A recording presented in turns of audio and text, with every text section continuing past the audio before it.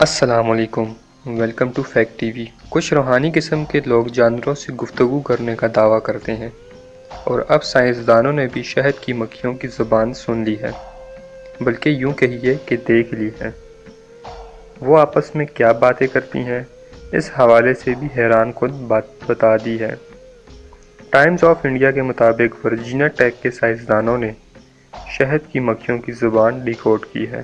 حیران کن انکشاف یہ ہے کہ شہد کی مکھیاں دراصل آواز کے ذریعے نہیں بلکہ اپنی ڈانس نما مخصوص حرکات کے ذریعے ایک دوسرے سے بات کرتی ہیں۔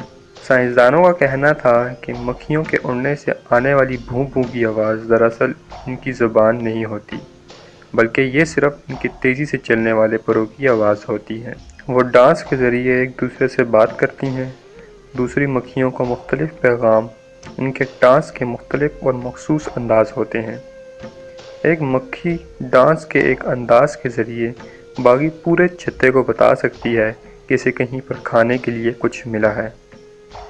تحقیقاتی ٹیم کے سربراہ راجر سورج کا کہنا تھا کہ کوئی ایک یا چند ماہر مکھیاں کھانے کی تلاش کرنے کے بعد واپس آتی ہیں اور مخصوص ڈانس کے ذریعے باقی مکھیوں کو اس کے متعلق بتاتی ہیں، جس پر باقی مکھیاں بھی چھتا چھوڑ کر ان کے پیچھے اڑنے لگتی ہیں، اور تمام رستے ماہر مکھیاں ان ڈانس کے مختلف انداز کے ذریعے اس جگہ کے فاصلے اور دیگر چیزوں کے بارے میں بتاتی جاتی ہیں۔